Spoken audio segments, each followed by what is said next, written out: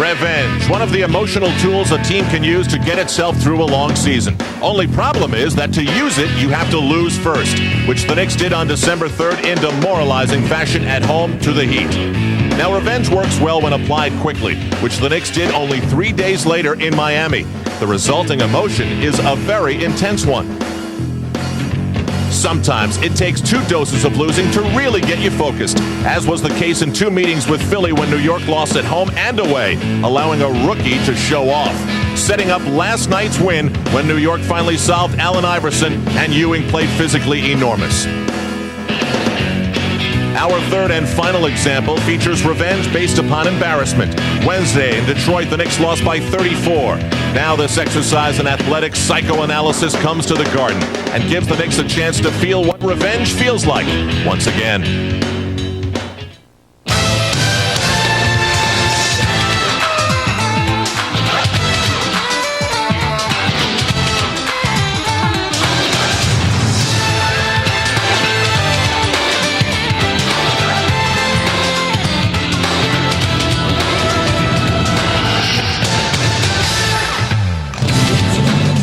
In their golden anniversary season, MSG is the network of the Knicks, and we welcome you live to the world's most famous arena. Tonight, the first visit of the season between the Detroit Pistons as the Knicks look to continue what they started last night in Philadelphia. They're winning ways. They've moved to within a half game of the Miami Heat with a record of 17-7. Meanwhile, the Pistons have won 4 in a row, and their record of 20-4 is quite glossy as they breathe down the necks of the very classy Chicago Bulls. Good evening, everybody. I'm Al Trautwig from Marv Albert along with John Andres. What is the response of a team that loses by 34 points? Well, clearly we got that from the Knicks last night as they played well, overcoming a 12-point deficit to beat the 76ers. And we got the response, as strange as it was, by Allen Houston, who scores only 2 points in his return to Detroit and then rebounds with a season-high 32 last night. Allen had a lot of pressure on him in Detroit, no question about it, Al, and it took a lot out of his game.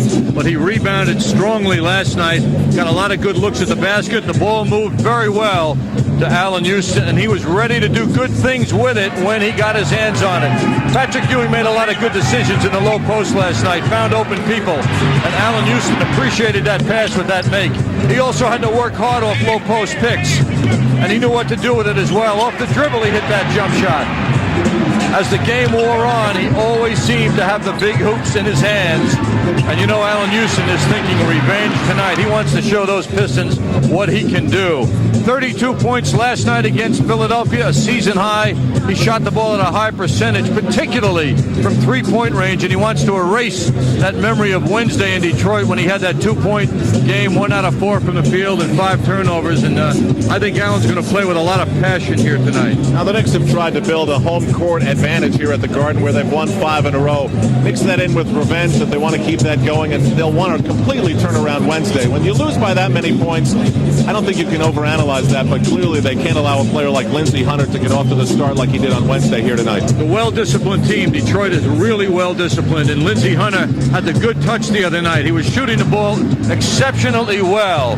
He had a remarkable first half, and Hunter, with good decision-making and a very aggressive defense by the Knicks, was able to get around people at certain times and hit those shots.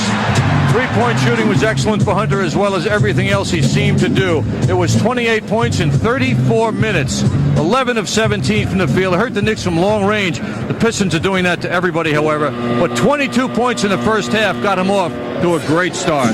This will wrap up a grueling series of 4 games in 5 days for the New York Knicks. When we come back, the lineups and the opening tip as the Knicks look for revenge against the Pistons, who thumped them Wednesday.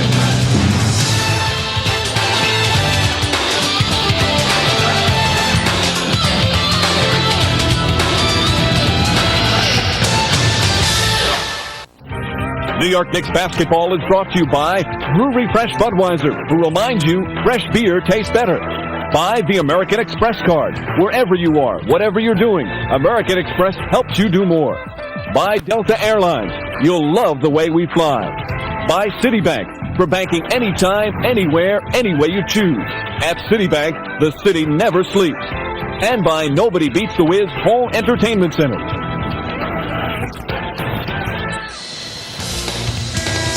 In the midst of the holiday season, Midtown Manhattan is a busy place, and it's the usual 19,763 here at Madison Square Garden for the Knicks and the Detroit Pistons. Closed captioning brought to you by Empire Blue Cross and Blue Shield, the best of health. Now we go to Mike Walshewski. Johnny Bach, Alvin Gentry, Brian James, and John Hammond. The trainer is Mike Abdenor. Here's the Pistons starting lineup. At guard, at 6'2" from Jackson State, number 1, Lindsey Hunter. At guard, at 6'3" from McNeese State, number 4, Joe Dumars. At forward, at 6'8" from Duke, number 33, Grant Hill.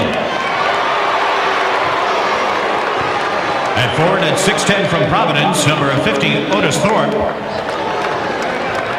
And at center at 6'10" from Hampton Institute, number 44, Rick Mahort.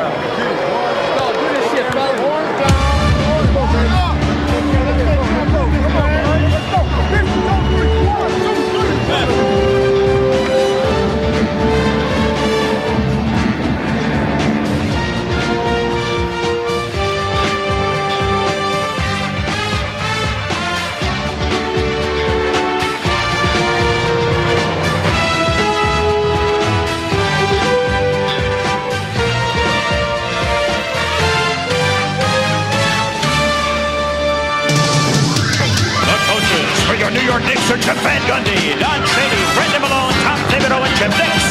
The trainers are Mike Saunders, Tim Walsh, and Greg Greenham. And now, please welcome your New York Knicks. At guard, at 6'3" from Boise State, number 1, Chris Child. At guard, at 6'6" from Tennessee, number 20, Allen Houston. From UNLV, number 2, Larry Johnson. And forward at 6'9" from Virginia Union, number 34, Tri-Captain Charles Oakley. And at center at 17 from Georgetown, number 33, Tri-Captain Patrick Ewing.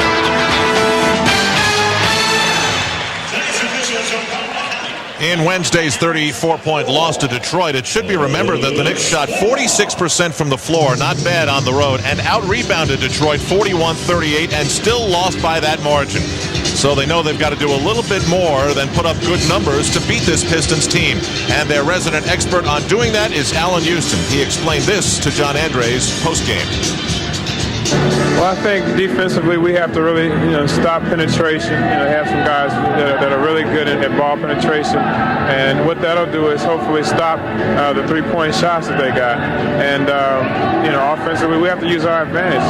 We have to use Patrick and Larry, and if they're going to double team, we have to find the open guys, and that's really what we have to do.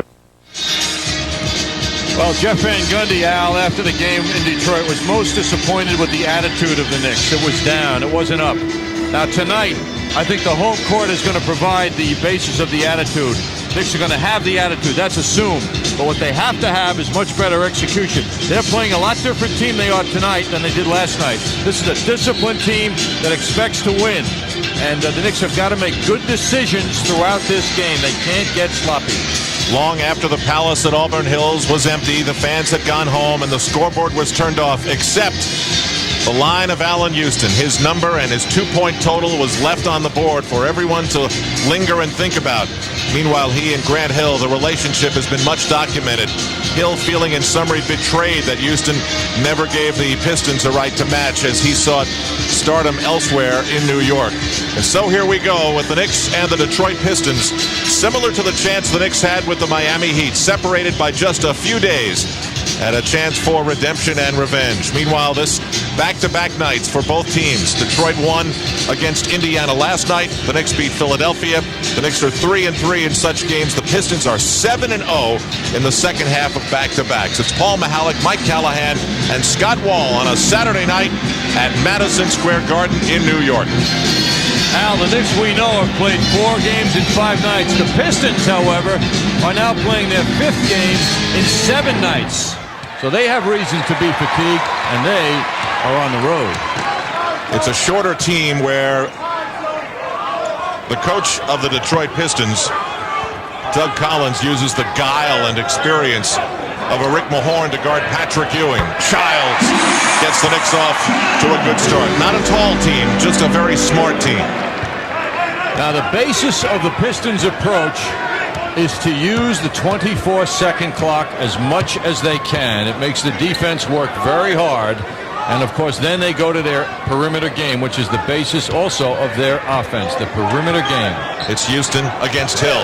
Hill goes to the crossover. Houston bothered him on the shot. Saved by Mahorn. And he beats the 24-second clock. That experience will help teach you where to be when you need to be there. Grant Hill guards Larry Johnson. It's Ewing. Big battle for that loose ball. It's Grant Hill. Leads this team in just about every important category. Points, steals, assists, rebounds, and minutes. Speaking of minutes, there's Joe Dumars. And now Otis Thorpe beating Ewing and hit hard by Oakley. The Ewing came out to protect on the intended pick and roll. And then the response behind him wasn't quite quick enough. See, he's out of position now, and Thorpe gets a running start to the basket. Thorpe, who comes off a sensational game last night in Indiana, led his team, and surprisingly, they dominated the boards against a very tough front line of the Indiana Pacers. That is a foul you would want Charles Oakley to commit, is it not? To remind Detroit that as they approach the hoop, there is a penalty to be paid? Absolutely. You don't want those slam dunks early in the game to ignite a team. Pistons up by a digit. Chris Childs guarded by Lindsey Hunter. Ewing got position on Mahorn and makes him pay. Now Mahorn is not a regular starter. He started the other night for Detroit at center in a surprise. Last night, however, they went back to Grant Long in the starting lineup, and Otis Thorpe was the starting center. Lindsey Hunter just must have lost his concentration. Paul Mihalik calls him for a travel way outside. Mahorn had a very good run the other night against Ewing defensively. There's Mahorn doing what he does best, bumping Patrick Ewing, but the speed with which that was executed was too much for Mahorn and the Pistons. Houston, quick release. He does not pick up where he left off last night at the Core State Center. He's not going to get wide open looks, Al, unless Detroit really breaks down. Obviously, the matchup gets the best out of Grant Hill. Wednesday night, he had his first triple-double of the season. And there's Lindsey Hunter, who scored 22 in the first half at the Palace. Oakley hands off for Childs. Lots of talking. You hear Larry Johnson in the background talking to Chris Childs. Now the fans get into it, and they'll call the foul. When Larry Johnson gets some momentum and just the slightest of steps in the paint, he's been, well, maybe not impossible to stop, but darn close. The change of pace on that move was beautiful by Johnson. Oakley guarded by Otis Thorpe, the former Houston Rocket rebounding specialist. Now Ewing. Watch Mahorn lean in with his bulk. Ewing goes down. Houston, another quick release. And this time from way out. Oh, that was special. He went high in the air, too, to get free for that good look. And John, like last night, active off the dribble, creating for himself. Grant Hill bothered by Oakley, helping out Larry Johnson. Now Johnson settles in. Oakley again comes to show the double team. Thorpe. Well, the Knicks have one offensive option, Mahorn, that they wouldn't mind giving an outside shot to, and they give that one to Thorpe as they gamble on the double team. Johnson, again, strong, met by Thorpe, and... Well, Johnson dribbled into two people, making it a little easier for Grant Hill to defend him. The last possession, Ewing lost his footing. Charles Oakley, Houston off that brief pick, and he went high in the air to make that jumper. It was called a jump ball on the Johnson drive, and he tips it to Patrick Ewing. Johnson wants to use his girth underneath against Grant Hill. He wants that ball in the low post. Matchups being set early. Very talkative Larry Johnson for the cutting Ewing, who got tangled up. Not a good spot for the ball to go to Ewing. A little bit low as he was approaching the hoop. Well, Thorpe made a good move. He made Ewing come to a stop with his quickness to get to the position that Ewing was seeking. Like the Rockets, the Pistons have distanced themselves from their championship seasons with their look. These are like an aquamarine blue with some red, gold, and black mixed in. Oakley with the rebound. He had a very quiet game last night in Philadelphia. Johnson saying, hold up, don't give me the ball here, let me screen you. Oh, it worked perfectly. Johnson with the look, another look. It's Childs for three. Well, the script says hit that shot. Another chance. Johnson saves it away from Hill. Childs, a second shot at it. This time it goes. Script said rewrite. And Childs filled it up. Knicks by 4. Boy, the Knicks are serious. Childs went over and did a high five with Larry Johnson, but they weren't celebrating. They were just toughening up. Nothing gets to the core of Knicks fans like ball movement such as that. Houston, who can finish. Offensive foul. Grant Hill stepped in front, establishing position.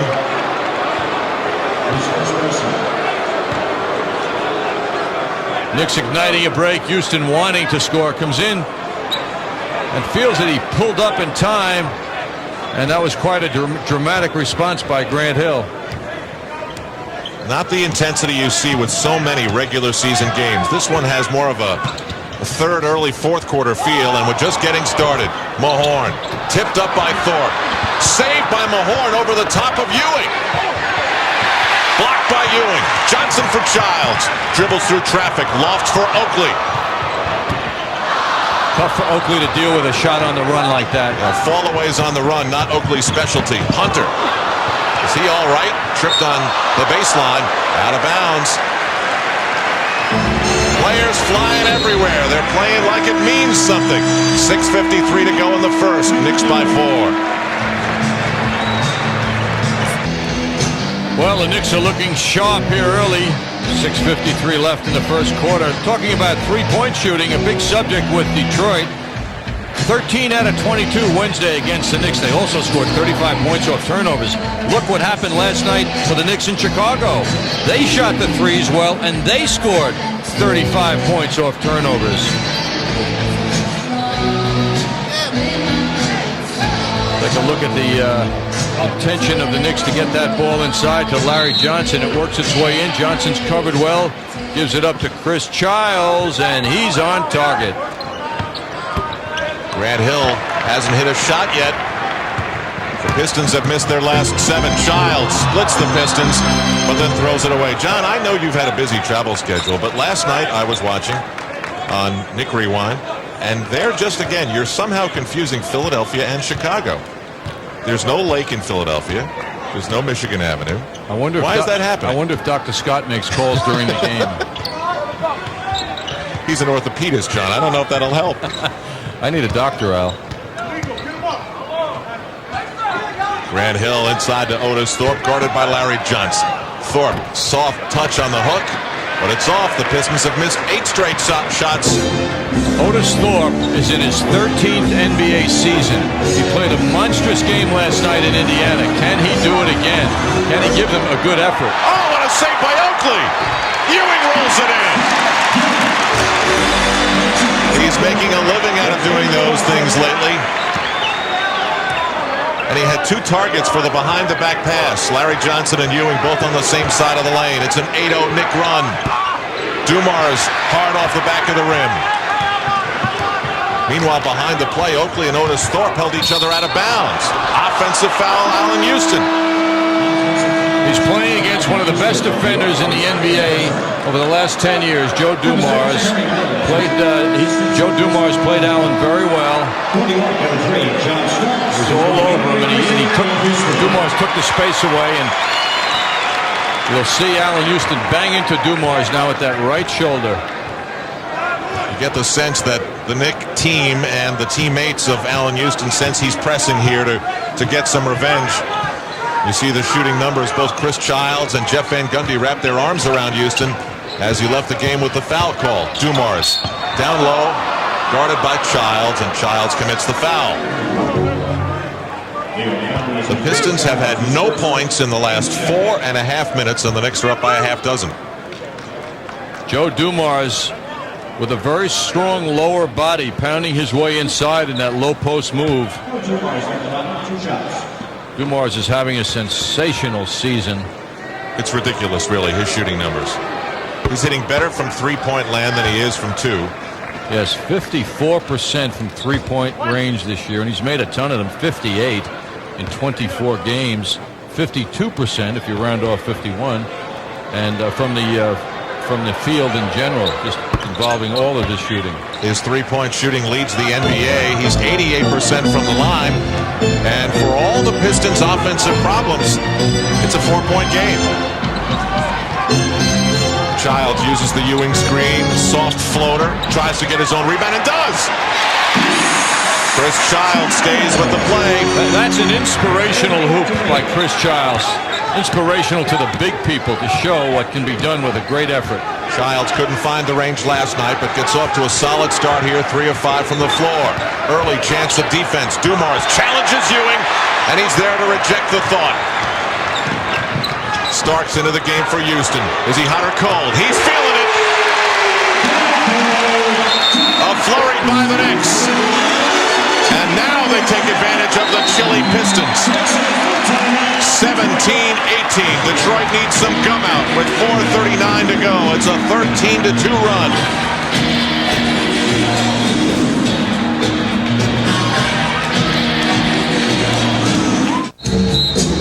Pistons have missed their last 10 shots. They haven't had a field goal in over 5 minutes.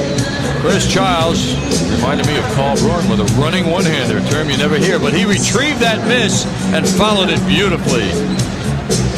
And Patrick Ewing with a monster block, recoverable block. Those are the best kind, and the ball goes down to John Starks, who led the Knicks in scoring in Detroit, comes off the bench and hits that long bomb.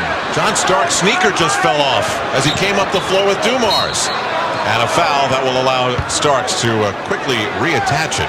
I'm assuming Dumars stepped on his foot. What did they used to call that? A flat foot? No. There was a name for that in high school when you stepped on someone's shoes from behind. I forget. He gave him a flat. That's what it was, yeah. There it is.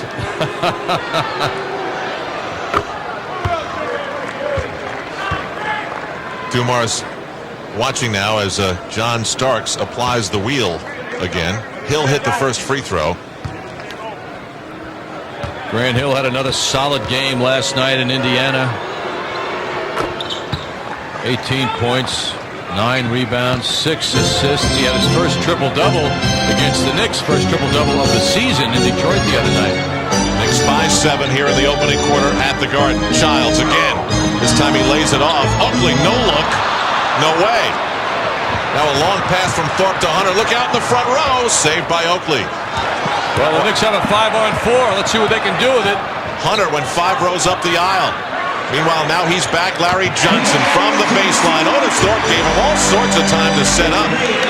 John, that reminded me of Carl Braun, the way it was a set shot. Set shot. What is that? Larry Johnson, 8 of 11 last night in Philadelphia, has got a heck of a touch going. Detroit hasn't had a hoop, a field goal, in over 6 minutes. Terry Mills stopped by Oakley. They miss again. The gang that can't shoot straight right now is Detroit. Knicks up by 9. Childs for Johnson. Didn't like the position. Now screens for Chris Childs. Starks for another 3. And Mills lets it go out of bounds. Pistons are under a lot of pressure now. The Knicks are very hungry, very determined. It's really like a role reversal. Jeff Van Gundy has to be pleased with what he's seeing, in that when the Knicks came into Detroit the other night, the Pistons were the team that were focused. The Knicks weren't. Grant Hill had Otis Thorpe cutting to the basket, but that pass was a zippy one right through Thorpe's hands. Longtime veteran John Bach to the left of the coach, Doug Collins, the old Fordham mate of Johnny Hoops himself. He knows all about the legend.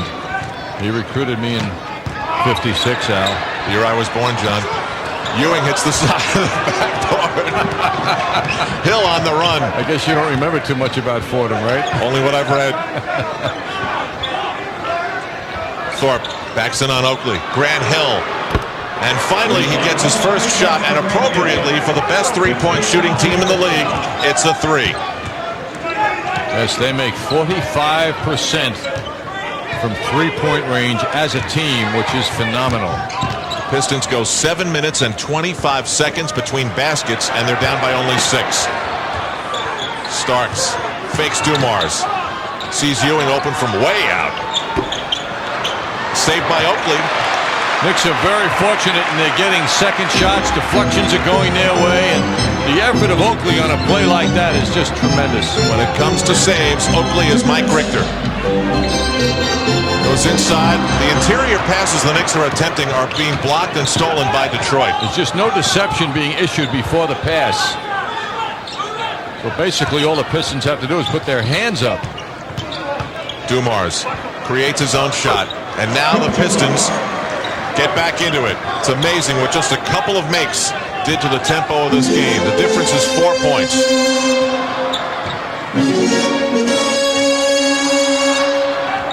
Childs against Hunter. Ewing tries to post up on Mills. Mahorn is out of the game, so it's a different type of game when Mills defends Ewing. Chris Childs hits another three. The cushion is 7. Mills is no matchup for Ewing at the Knicks end, and Ewing unselfishly gave that ball up. Childs against Larry Johnson. He had Johnson backing up and crouching down and took advantage of it with a quick release. That was Hill, Al. Sorry. I know we're one each now. He's my Philadelphia to your Chicago. Johnson sets the screen.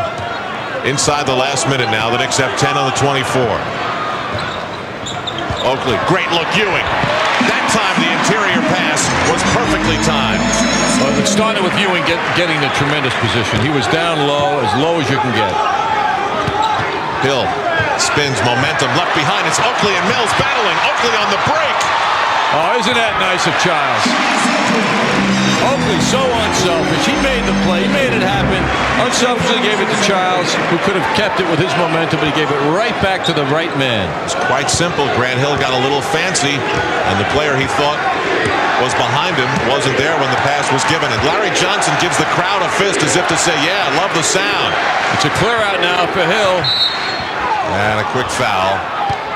It's a tough matchup for Larry Johnson because Hill is so deceptive. He handles the ball beautifully. He has tremendous body control. Charlie Ward disrobes as Jeff Van Gundy wants to go small here for the last 17.4 seconds. Credit the Knicks. They were up by 9. The Pistons came back and scored 5 straight, and now they're up by 9 again. The other night in Detroit, when Grant Hill was tearing up the Knicks, Chris Childs came over to guard him. And it made a lot of difference because Childs plays Hill tightly. Larry Johnson tends to play him with a little more room between them. Jeff Van Gundy's downsizing continues as he sends Buck Williams in for Patrick Ewing to get him a little extra breather at the break. Doug Collins has also gone small. Dumars almost picked by Starks. They go around the perimeter for Hunter. Now Mills. Oh, the Knicks are aggressive on defense here. 4, Mills from out. Oakley slaps the rebound, and they won't get a last chance. A very strong quarter of play for the New York Knicks. And a fabulous intensity and tempo to this game. Back in a moment. New York Knicks basketball is brought to you in part by American Express. Wherever you are, whatever you are doing, American Express helps you do more. By Foot Locker, where it all begins. And by your local Chrysler Plymouth dealer. Remember, when you're having good times with good friends, to drink responsibly because friends know when to say when. A reminder from your friends at Budweiser.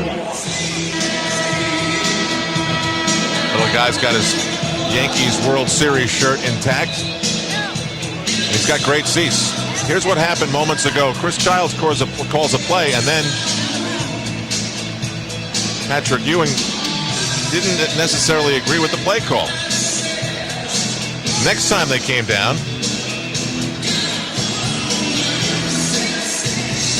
Gives it out to Chris Childs for the three. So they're still communicating, not necessarily agreeing every time up the floor. Well, it's a battle for leadership in some ways, in that Childs is trying to establish himself, rightfully so, as a decisive leader in the backcourt. And he is, game by game, getting that done. Dumars on the pick and roll. In the corner, winding up open, is Michael Curry off the Pistons bench. So it's 26-19 New York. Starks against that man, Curry. Chris Childs is picked up by the much taller Grant Hill. Terry Mills guards Buck Williams. Patrick Ewing is on the bench. Starks. He's 2 for 3. Starks off the bench with 6. Childs leading New York with 10. Grant Hill has 7 to lead Detroit. And John Starks fouls Grant Hill way outside. First on Starks. He was, excuse me, Al, he was very aggressive, and almost like he wanted to let Hill know that he was going to play him physically. He just wasted a foul, but he sent a message. Joe Dumars guarded by Chris Childs, and the Pistons clear it way out. They like this down low ability of Dumars to go up against Childs, and there it pays off. Boy, there's a clinic on how to use your body. I mean, Childs is about the same size as Dumars, although he has a lower center of gravity. And he just works him in, and then spins with that jumper, fading away a little bit. Knicks doing it on the boards, 14-7. They've outshot Detroit, almost doubling them up in the first quarter. And Chris Childs, after the second foul, gets a breather. Charlie Ward into the game. Will run the show, as you saw Allen Houston called off the bench by Jeff Van Gundy to replace Chris Childs. So it's Ward with Starks, Houston, Oakley, and Buck Williams. Starks spins away from Curry. Not a good shot. Saved by Mills. The outlet for the Pistons as they try to up-tempo things. Charlie Ward knows Dumars can shoot the three so well. Dumars again overpowers his opponent on that spinning jumper. Joe Dumars roars to life. He's now got the most points of any Piston. And Jeff Van Gundy calls a 20-second timeout to sort of set up a strategy to slow down Joe Dumars. Joe Dumars now in his 12th season. He helped to make McNeese State a well-known university. Meanwhile, as the Knicks and Pistons battle here, the New York Rangers are in Montreal. That game's seen on MSG2. That can be seen on Channel 14 in Yonkers, 43 in TCI of Jersey, 40 Time Warner of Manhattan, and in Connecticut, 34 and 48 on Cablevision.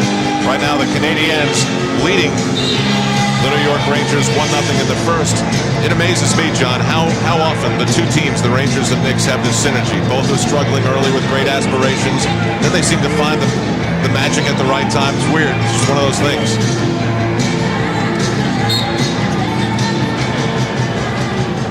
So, Dumars with 9 points.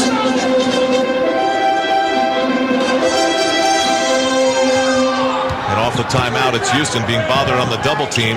Starks, it's Oakley wide alone. You heard him yell out, short. And Detroit grabs the rebound. Remember when Detroit missed 11 shots in a row? Since that time, they made 5 of 6 as Dumars misses wildly from the corner. Starks goes right down the middle and then gives it up to Houston. Crossover, the creation, the rebound there, grabbed by Michael Curry.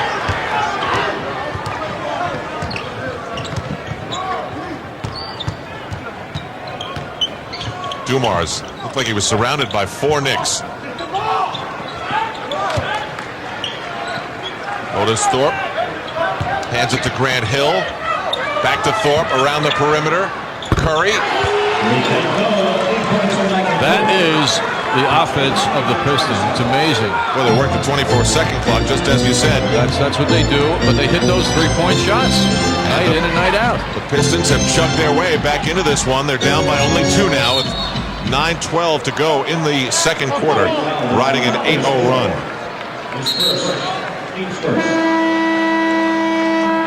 That was on Otis Thorpe, his first. Number 1 is Lindsey Hunter. Charles Oakley leaves as Patrick Ewing returns with a breather of about 5 minutes.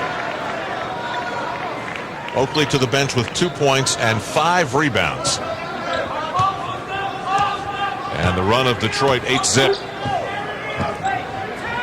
Starks in for Ewing. This is where the big edge is for the Knicks. And it works for Patrick Ewing over Terry Mills. But the Knicks have to go to it, milk it, suck everything they can out of it, Al.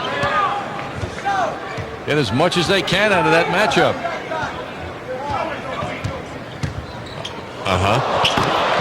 Here's Otis Thorpe getting inside. Nobody hit him, and he slams it in for 2, 31-29. How about that pass that was on target from Dumars behind the back? Knicks go to it again. This time Ewing spins the other way, and no basket. He got him before the spin. So last time down he posted up and went to the inside. This time he posted up and went to the outside. Nice moves by Ewing here too. Disciplined, studied moves. Mills at the end of that motion just isn't there to bother Ewing. Allen Houston will inbound on the near side. Here comes a sweetie pie in to handle Ewing now. Rick Mahorn. He's still got the big body. Buck Williams on Terry Mills this time. The running one-hander. Carl Braun thoughts are all over the place in this first half. Not quite like that one though. Braun was facing you. Dumars as the Pistons work down the 24-second clock. It's 10. It's Dumars. It's Ewing. He was ferocious in the second half last night off the boards in the win over Philadelphia. Buck Williams. Will they let him go at Mills again? Yes, clearly the Knicks want to exploit Terry Mills, and they've done it now 4 straight times down the floor. I think Terry Mills is getting depressed. Everybody is scoring on him. Knicks up by 6, and now Doug Collins has to come up with a response. So the Knicks make a little change up, and Joe Dumars is taken out of the flow that he was owning. And now the resulting matchups create Terry Mills mismatches against Ewing, then Buck Williams, and the Knicks take advantage, and Collins has to counter. Well, he's talking defense now. The Knicks are spreading their offense out well, much like Detroit does, and it's giving Ewing a lot of room to maneuver and to work. It's tougher for the double teams to get in and bother Ewing when you keep that good spacing. John, it looked like Doug Collins was checking out a Christmas card he got. And he's not drawing out a play.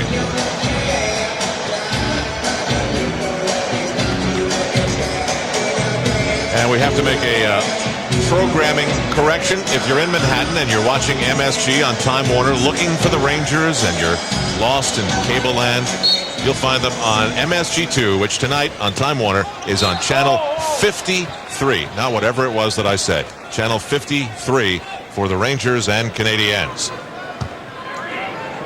7.5 to go in the opening half, and the Knicks are up by a half dozen thanks to their Ewing Buck Williams tandem against Terry Mills. And here's what the Pistons come up with. It's Terry Mills. Offensively, though, Allen Houston high for the rebound. Well, if Mills doesn't make some shots, Mills and Buck Williams really went at it hard.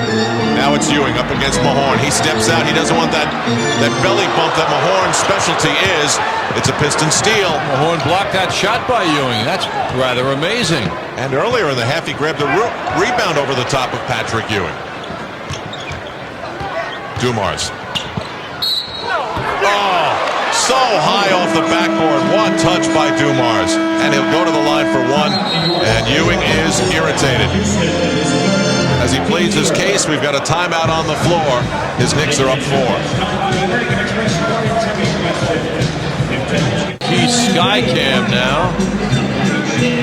Pistons on the move inside. Joe Dumars handling that ball, just dribbling right down the corner guarded by the taller Allen Houston, hits that very difficult shot. Prior to that, at the Knicks end of the court, Rick Mahorn pushing Patrick Ewing around. Ewing looking for that bump by Mahorn, expected to turn around and find space there, but it wasn't there. Mahorn was right there to block the shot. Fine play by him. The New York Marriott Marquis, Broadway's biggest hit. Allen Houston was called for his third personal foul. The Knicks have not gone to the line yet as Dumars converts the three-point play. The Pistons have only committed 3 fouls in the game so far. In Detroit the other night, the Knicks only shot 12 times from the foul line. Is that great defense or not challenging the basket enough? Larry Johnson, oh, that was beautiful. It's not challenging the basket enough, Al. Knicks by 5 with 6:25 to go in the half. The Knicks starting front line took 1 foul shot against Detroit. That was Patrick Ewing, 1 in the entire game. Hunter spins away from Ward. Ewing took it way down low. That ball came off quickly. It was so short. Charlie Ward running the show. Chris Childs on the bench. It's Larry Johnson going up against Curry. Now Ward for 3. Rebound by Buck Williams.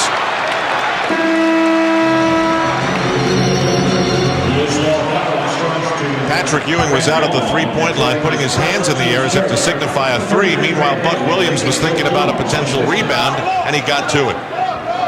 How he did it over Grant Long is quickness. And in his 16th year, to be able to do that is quite a testament to his skills. Starks with plenty of room. Buck Williams tries to post up on Grant Hill. Physically, height-wise, this is Buck Williams' matchup. And he drops it in. That's a monster left hand. I think his shooting percentage, Al, in the low post with the left hand is about 90-something% if it isn't 100. It's 100 tonight, 3 for 3, just as it was last night in Philly, 3 for 3. Saved by Grant Long. His safety valve was Grant Hill. He spins and runs into Buck Williams. He does so many things right. He's so many times in just the right place. Starks is called for the foul. Oh, that's a foul. And John is taking a very aggressive stance with Grant Hill. He picked up his first foul doing this. I mean, you just don't lean in like that and not get called for a foul. He's really trying to get that ball loose. Knicks not over the limit, their 4th personal foul with 5:18 to go, and so the Pistons inbound with a fresh 24. Grant Hill with 7 points so far to Lindsey Hunter. Stopped by Buck Williams. Now Grant Long. Acquired with Stacey Augmon from Atlanta in a trade. Augmon doesn't play much, and Grant Long seeing minutes now. The Knicks force the travel, and the turnover gives them possession, up 7 with 5:03 to go.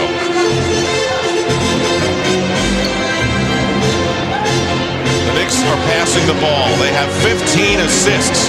Detroit has only 5. That's 15 assists on 17 shots. How about that, Johnny Hoops? Similar to last night.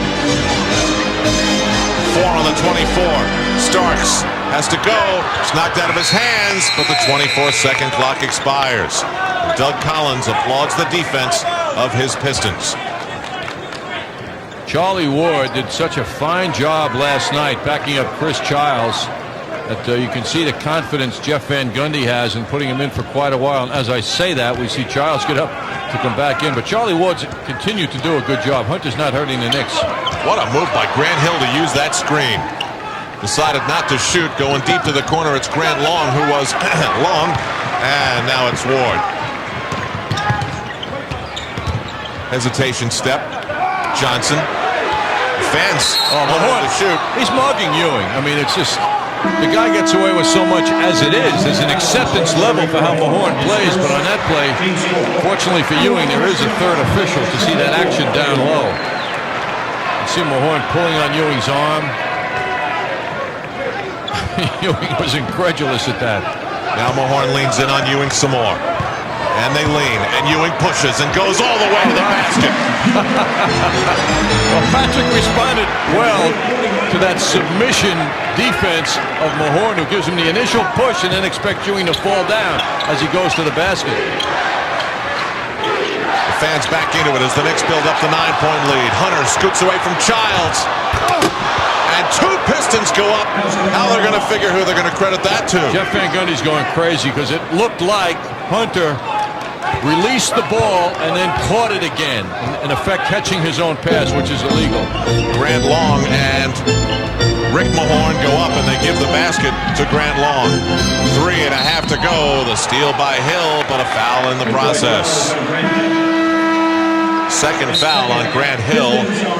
And checking into the game is Don Reed, number 52, a former Hoya of Georgetown. He had knee surgery earlier this year, which has made it difficult for Reed to continue developing as Doug Collins has had him do. Collins loves Reed's effort. He's a big effort player. And now with 3:27 to go in the first half, the first Knick free throw. Buck Williams makes it. Buck shooting 69% from the line on the season, and that gives the Knicks an 8-point lead. They've gotten it to 9 3 times. It's been to 10 once. The Pistons only led by 2, and that was way back in the opening minutes. Williams hits them both, and it's 43-34. Back to a 9-point New York lead. The Pistons didn't get a good look at Buck Williams in Detroit as he only played 8 minutes. Lindsey Hunter bothered on the shot, and he'll go to the line for 2. The Knicks are being much more defensive-oriented tonight. We're not seeing the wide-open jump shooting by the Pistons because the Knicks are addressing that problem well. Charles Oakley returns. Buck Williams sits. A very effective time on the floor for Buck Williams. 8 quick points. Very busy defensively. Now the Knicks have been very aggressive defensively, and it's cost them. Chris Child will leave now because he's got 3 personal fouls. And Allen Houston, playing aggressively for a lot of reasons, also has 3 personal fouls. Changes for the Pistons as Curry leaves. It's Dumars, Grant Hill, Grant Long, Don Reed, Lindsey Hunter against Patrick Ewing, Larry Johnson, Charles Oakley, Starks, and Charlie Ward. Coming up on 3 minutes to go in the half. Johnson with room. On Grant Long. Underneath and around. It was in, then out. Long for Dumars. Pistons continue to use the 24-second clock. Hunter tangled up. Ward dives on the loose ball. That's the way he'll play the game. And Ewing comes over to help out. Starks quickly to Johnson. He goes at Grant Hill. Gets fouled by Don Reed. That's funny. He did the pump fake and the guy guarding him didn't buy it, but Don Reed, who was at the free throw line, bought it. Free throws upcoming at the Garden with 2:34 to go.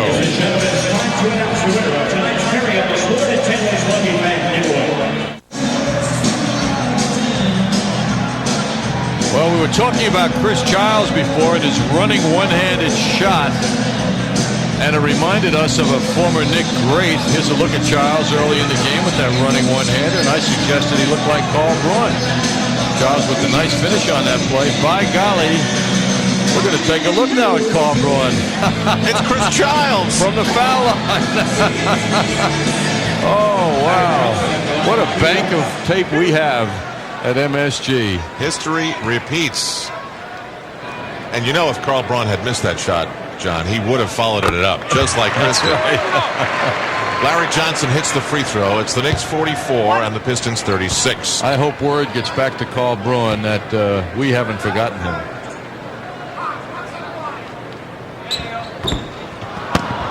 Grant Hill slaps the rebound into his big palm, and up the floor he goes, picked up by Larry Johnson. Quick look for Grant Long. Ewing sails by, and he traveled. He got so excited about the possibilities that existed when Ewing went sailing by that it got the better of him. And the turnover gives the ball to the Knicks. 2:22 to go. Ward guarded by Hunter. Not nearly the offensive force here tonight with only 5 compared to Wednesday. Ewing guarded by another Hoya, and he gets the Hoya to hammer him. He's just not going to respect the second-year Georgetown man like that. He's going to take it right to him. Don Reed is also 6'8". So it's a tough job for him dealing with Ewing. Second foul by Don Reed. Ewing to the line. He leads all Knicks scorers with 12. 4 rebounds, 2 blocked shots. Make it 13 points for Ewing. Otis Thorpe returns to the game for Detroit. Now, Al, one of the interesting things about the psychology of a player, Otis Thorpe has been asked to play center a lot of times, but he always has felt that he's a power forward. We saw Mahorn start tonight. It wasn't necessarily to deal with Ewing. It was the fact that Thorpe, who had a terrific game last night in Indiana, 16 points, 15 rebounds, feels that he's a center. Sometimes they make him move over to that power forward situation. Offensive foul on the screen set by Thorpe. Nicely drawn by Charlie Ward. Second foul by Thorpe. We're witnessing a problem for the Pistons. They've only lost 4 games this year in that they don't have a real good big man. And now it's showing. Knicks by 10. They've responded to a couple of very good Detroit charges. Starks for 3. Ewing follows, but it's grabbed by Dumars. That would have been a big shot had Starks made it. Dumars saved by Thorpe. Strongly up to the basket. Off his fingertips. Out comes Johnson. Looks for Oakley. Sets it up. Nobody underneath for the rebound. And it's tough for Oakley to hit shots off a lot of action like that. Grant Hill. Dribble drive, spin. Ewing was held. You could hear him scream. He was grabbed and held, and the outside official will make the call. Otis Thorpe using one of those tricks that guys use to grab rebounds, as many as he does, and it's his 3rd foul. There's Hill with a deceptive move. He was well played, though, but at the end of the move, Ewing was held, and there was a bit of a delay for Ewing getting to the ball. You can see very clearly his left arm being held. I guess Otis Thorpe's thinking is, if Ewing puts his arm underneath my arm, I could just clench it to my body and prevent him from leaving. Right, I just feel like clenching my arm now. Ewing hits the free throw as Walter McCarty enters the game, and the Knicks enjoy their biggest lead of the game.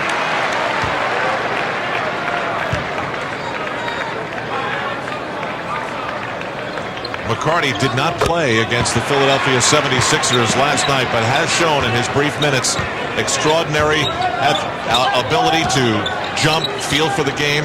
He's an exciting player. 70 seconds to go in the half. Grant Hill has been defended well in this first half by the Knicks. Hesitation move and stopped at the baseline. He'll shoot 2. Knicks up by a dozen. And if you're looking for retribution, if you're thinking about retribution, Detroit led by 17 at the half on Wednesday night. Here are the Knicks in position to lead by double digits too. Hill with a dynamite move, drawing the foul.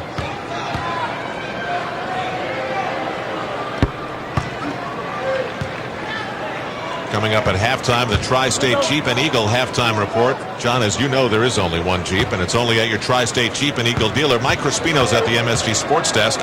And Deb Kaufman's with Walt Clyde Frazier. For all the highlights and stats, Knicks by 10 under a minute. Ward for Starks. Screen by Ewing.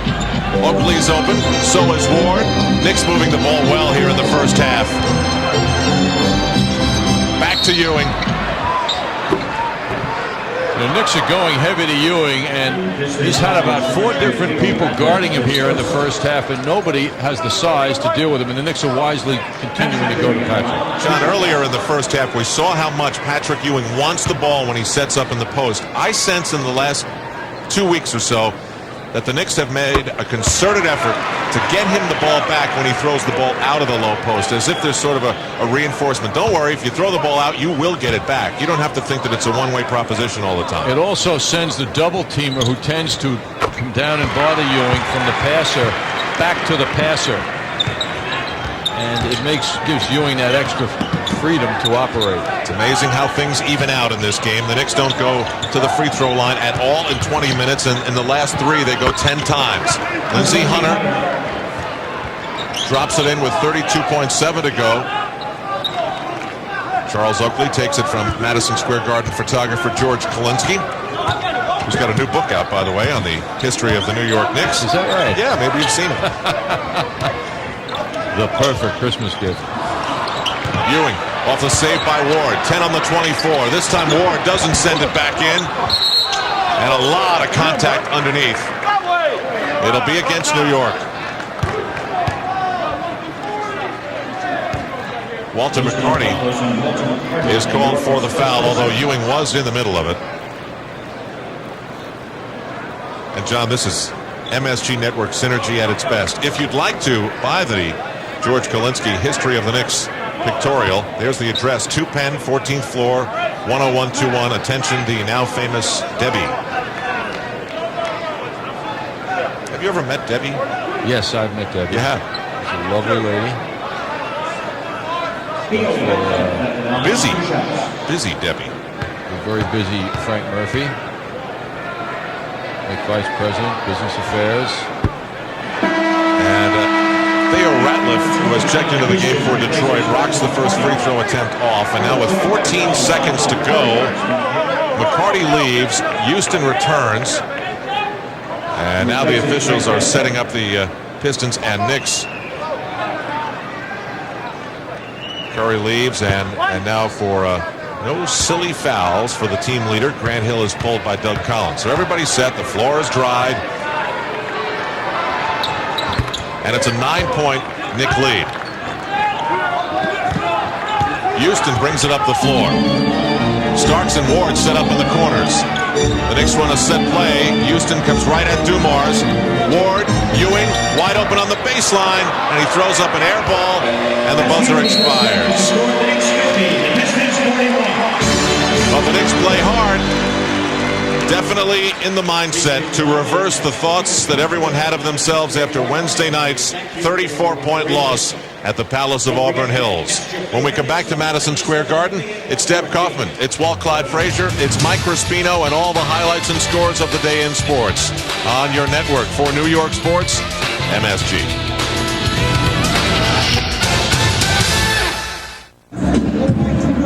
Welcome back to the Jeep Eagle halftime report. Our score here after the first 2 quarters of play. It's the Knicks 50 and the Pistons 41. The Knicks have been honoring players from the last 5 decades tonight. It's from 1976 to 1986. Left to right, Rory Sparrow, Bernard King, Ernie Grunfeld, Spencer Haywood, and Hollis Copeland all touching the ball tonight and being introduced to the Garden crowd here at halftime. The halftime scoring summer brought to you by, of course, the Jeep Grand Cherokee, the perfect combination of luxury, safety, and ruggedness. It's the Jeep Grand Cherokee. And leading the way for the Knicks, it's Patrick Ewing, who has 18 points, Chris Childs with 10, but all 10 of them coming in the first quarter. Buck Williams with 8, John Starks with 6. Over on the Pistons side, well, they're certainly not scoring tonight the way they did Wednesday. They missed 11 straight at one point in the first half, going 7.5 minutes without a field goal. Joe Dumars does lead the way with a dozen.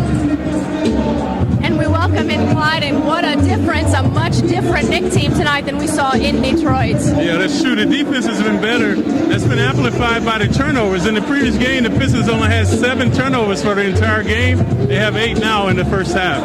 All right, let's take a look at some of the highlights from the first half. Clyde will take us through them. And the highlights, of course, brought to you by Jeep and Eagle. Jeep Wrangler, the original top-down, fun in the sun on and off-road vehicle from Jeep. And Patrick Ewing definitely has the edge inside on this team that doesn't really have a true center. Yeah, they not have a bona fide center, so the Knicks have been featuring Ewing, but Ewing very poised and composed. Here toasting Mills inside. And when Patrick is playing like that on the inside, then the Knicks can dish it out and play the inside-outside game. Right, because they're looking to double team Ewing. Good poise by Ewing to get it back to Childs, and he drills the three-pointer. This is a young team, the Pistons, but Joe Dumars still has the quickness and a great shot. He's leading them here in the like first Ewing, half. 12 seasons of grandeur, Joe can still do it. So he was using the Knick guards that time along the baseline. And Grant Hill, who lit up the Knicks for a triple-double Wednesday night. Not the same Grant Hill tonight, but this is a good 3 for him. The Pistons, the best three-point shooting team in the league. So Hill's showing why. He's uncontested there. All right, thank you, Clyde. We'll see you on the radio. We'll take a quick break, and then when we come back, we'll have more from halftime here, brought to you by Jeep and Eagle. There's only one Jeep, and it's only at your tri-state Jeep and Eagle dealer. The Knicks are leading the Pistons by 9. We'll be back. Welcome back to a Saturday night at the Garden. The Knicks are leading the Pistons by 9, 50-41. Let's go now to our guys who are calling the game, Al and John.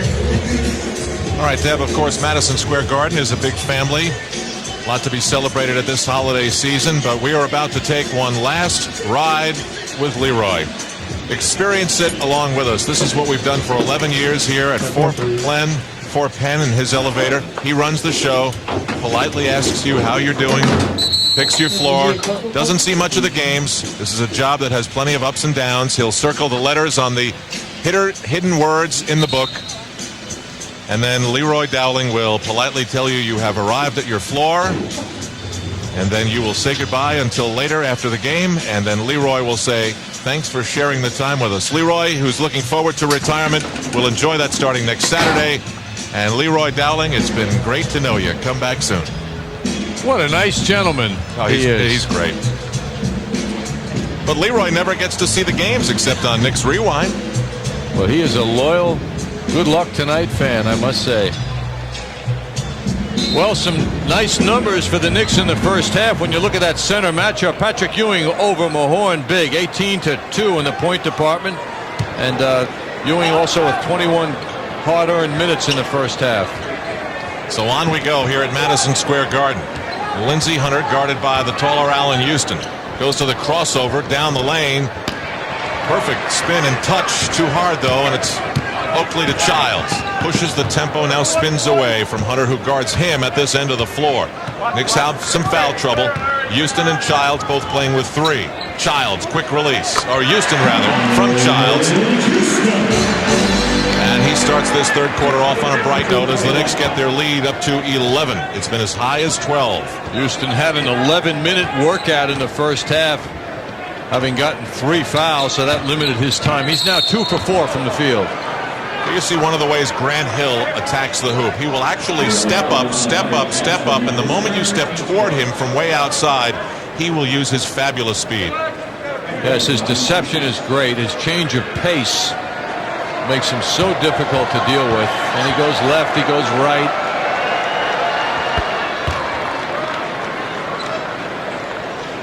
Hill hits the first, and Larry Johnson called for his 3rd personal foul. Meanwhile, the Knicks have distributed balloons to the fans at this end of the floor, and they are in motion. It distracts Grant Hill, perhaps, on the second free throw. His first miss from the line. He's 5 of 6. Houston, another quick look. Ewing and Oakley both off on the weak side for the rebound. Oakley to Johnson. Gets it to go. Well, if they issued 2 assists, there would be on that play. That's the big 3 working together. The Knicks front line. Knicks passed the ball well in the first half, had 15 assists for 18 baskets. That means only 3 of the hoops were unassisted. Grant Hill again on Larry Johnson. Dumars. Ewing curls it under his bent arm and pulls it down for another rebound. He's got 7 to go with his 18 points. Now Oakley guarded by Rick Mahorn. Lots of calories per day there. Larry Johnson spins away. Oh, he's slithering in, and successfully so. Knicks up by their biggest margin, 14 points. The Knicks are slowly overwhelming the Pistons now. They're playing with much greater energy. Out of the locker room, the Knicks expand. Doug Collins has to make another one of those adjustments. 9:56 to go in the third. Knicks continue to gain momentum and spread this lead now. Patrick Ewing double team, gets that ball outside to Oakley, who loves to pass. Good hands by Larry Johnson recovering the pass. It almost slipped out of his hands. Another evidence of the strong hands of Larry Johnson recovering that ball as it was slapped away and heading where he loves to go, and that is to the basket. Grant Hill now. Chris Childs comes up and tries to steal that ball from him. Foul call. Hill flips that ball. The aggressive Chris Childs. A mini diss. Johnny Hoops, it's quiz time. Who is the Knicks leading assist man at the moment we find ourselves right now? Without looking at the sheet, right? Yep. Thorpe traveled. Charlie Ward. Charles Oakley. Charles Oakley. Oh, Dave Freed, our statistician, trying to pass information behind my back. It's not fair. Charles Oakley has 5. And Childs has the same amount. Now Hunter up the floor for Hill. He gallops gracefully as ever, and the finger roll just falls off.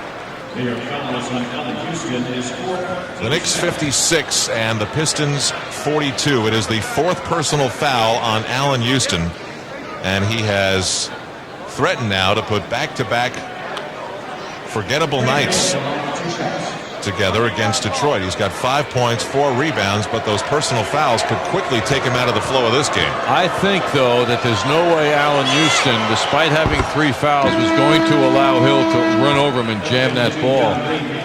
Then he picked up his 4th because he just didn't want Hill to get a good shot at the basket because of this ego confrontation between the ex-Piston Allen Houston and Grant Hill.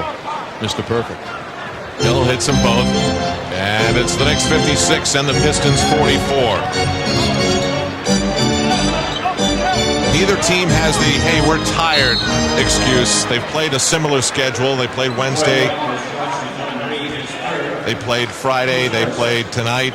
Knicks have actually played 4 games in 5 days, completing that string tonight. They've won 5 straight here at the Garden. Pistons on a 4-game winning streak overall, beating Indiana last night. Oakley to Johnson behind the back. It's Don Reed guarding him. Johnson banging. Crossover dribble. Falling away. Way off, and it's grabbed by Reed and handed off to Joe Dumars. Up for Hill. And he throws it right into the broadcast booth or table. Deflected by Chris Childs, so it will be Detroit ball with 17 on the 24-second clock.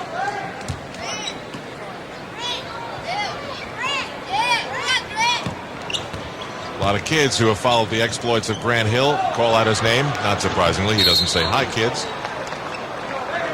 And we've got a foul against the Knicks. Oakley is called for the loose ball foul, and now he has 3 personal fouls.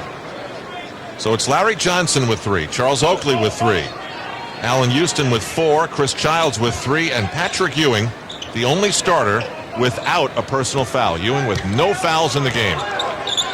Hill. Stopped by Oakley. To the floor he goes. Saves it to Hunter. And Ewing grabs the rebound.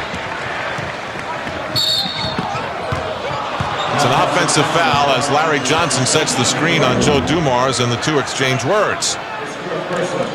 And walk away, and it's the 4th foul on Larry Johnson. The whistles continue to pile up against the Knicks. Dumars and Larry Johnson both with excellent attitudes. Have a look at this play now.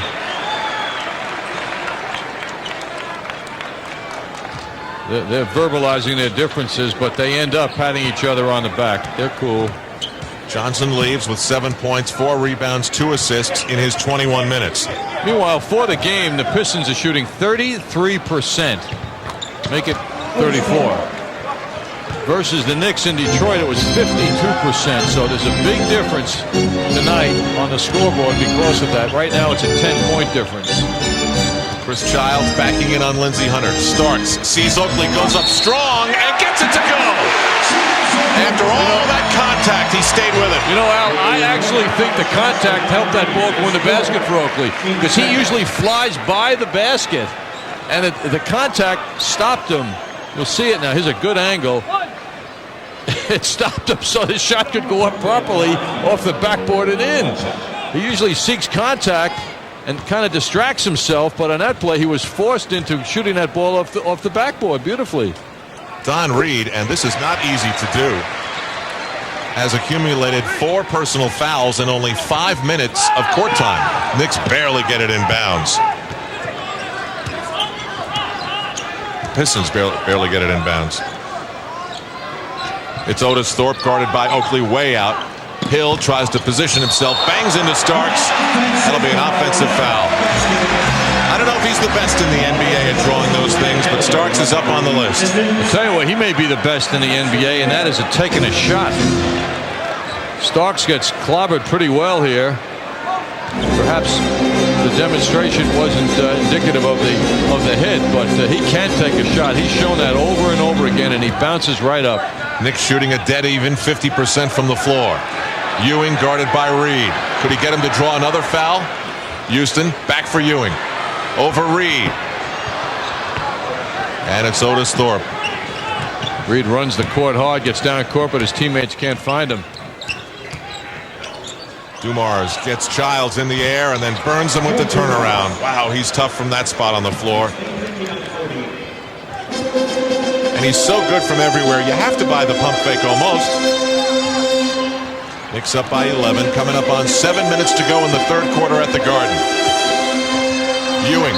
And this time it's Reed committing foul number 5 in 6 minutes on the floor. He's consistent. Ewing is bloodthirsty with Reed guarding him at 6'8". He just knows he can get something out of every move. And we don't see a double team coming to Ewing at all, making it particularly difficult to discourage Ewing from giving the ball up. Ewing 7 of 7 from the line. It's all part of that Georgetown philosophy. You're supposed to get an education while you play basketball. And Don Reed leaves the game.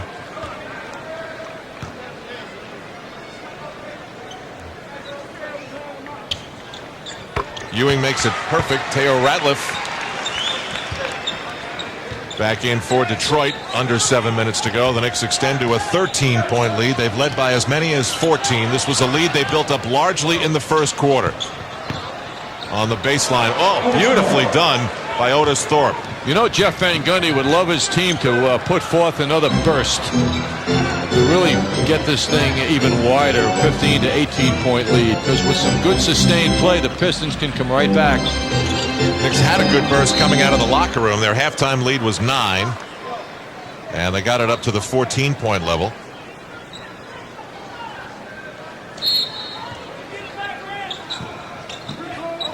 Childs uses the big Ewing screen. That's how you do it. Childs has 12. He's shooting 5 of 7 from the floor with 5 assists. Another all-around game, but recovering from the cold shooting yesterday.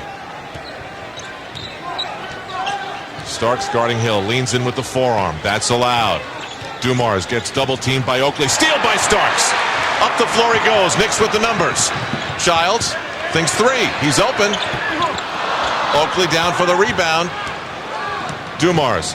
Lindsey Hunter runs all over Chris Childs. Offensive foul. No doubt about it. I mean, Hunter made a bad decision. Of course, it's easy to say after the play, but Childs was right in front of him, waiting. I mean, there was no question. He had other teammates, too, outnumbering the Knicks defenders. Back live, it is Oakley on the wing, guarded by Thorpe. Now Houston lets it go quickly. It's another Piston rebound. For the record, Knicks leading the rebounding war, 26-23. Dumars cuts away from Starks. Over Oakley. Joe Dumars has been so consistent for Detroit. 6 of 13 from the floor, 16 points. Joe Dumars, like Patrick Ewing, in his 12th season. Somehow Childs got through, but not before. He was fouled. It was a kicking foul, they call it. 4th team foul on Hunter is called for his 2nd. That gets Laterial Green, the ex-member of the Orlando Magic, off the bench for his first minutes in the game.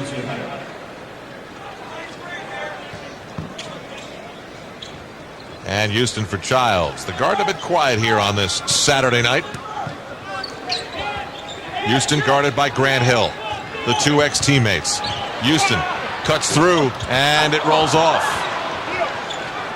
Grabbed by Ratliff, and he lays it off for Green, up the floor for Hill. This is the side of the floor where Hill has been doing all his creating, and he gets that one to fall.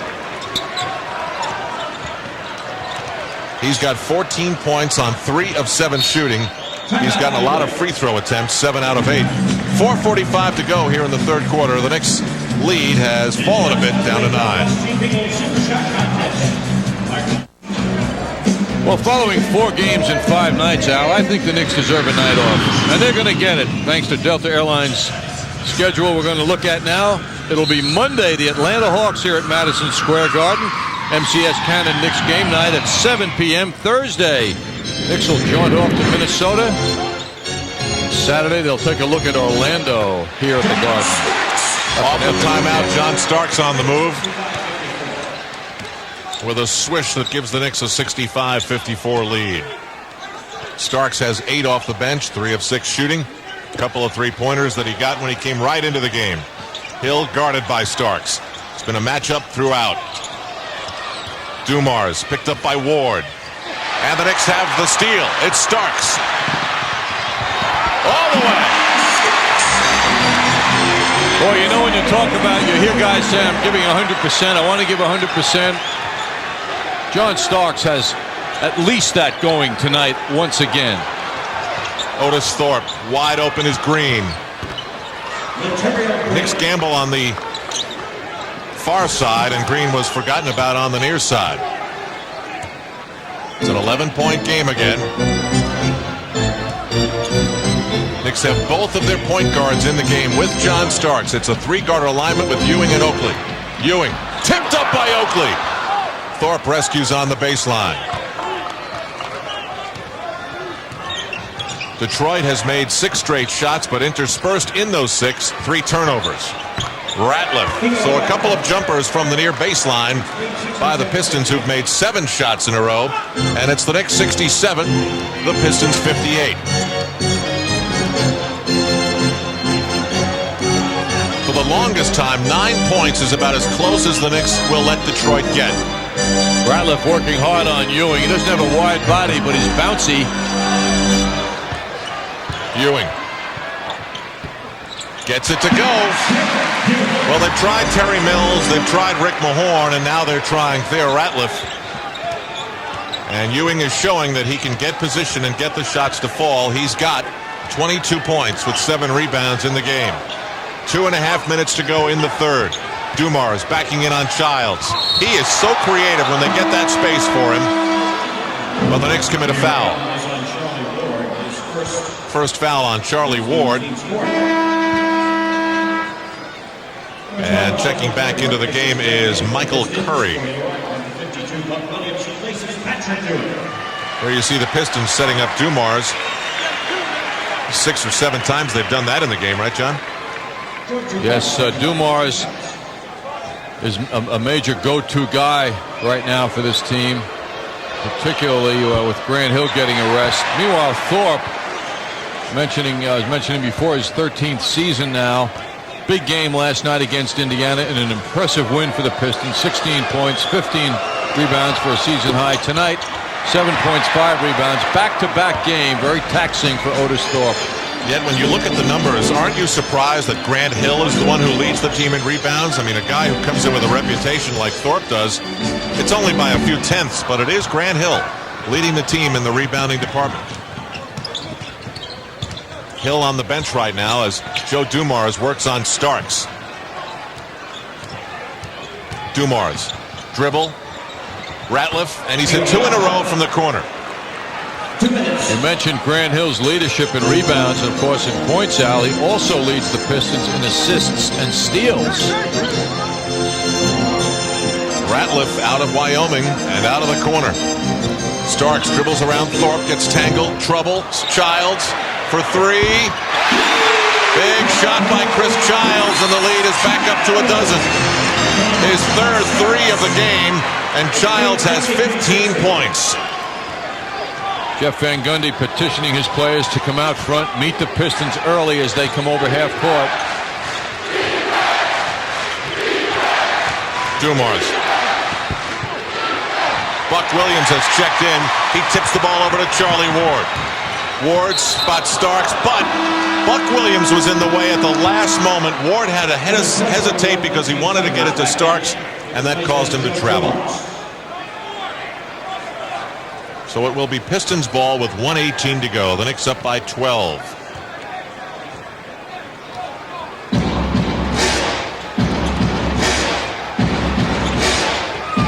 Material Green. The Knick trademark, the guard trap on the side court near midcourt.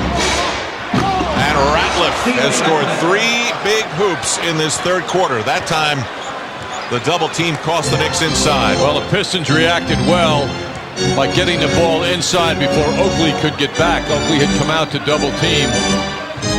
Ward for Childs. Not this time.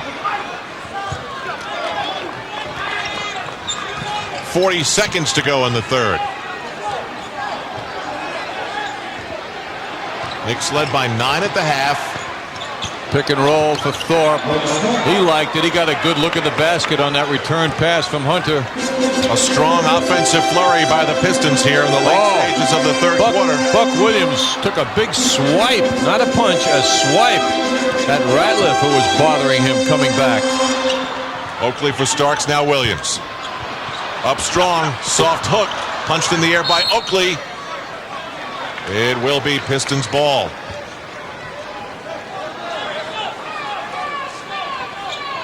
Pistons have 10.8 seconds to make it happen.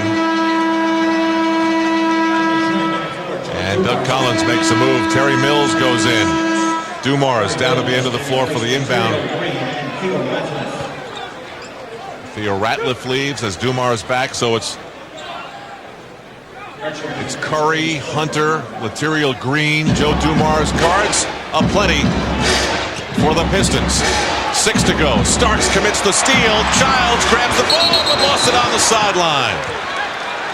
He was looking up the floor and the ball was behind him.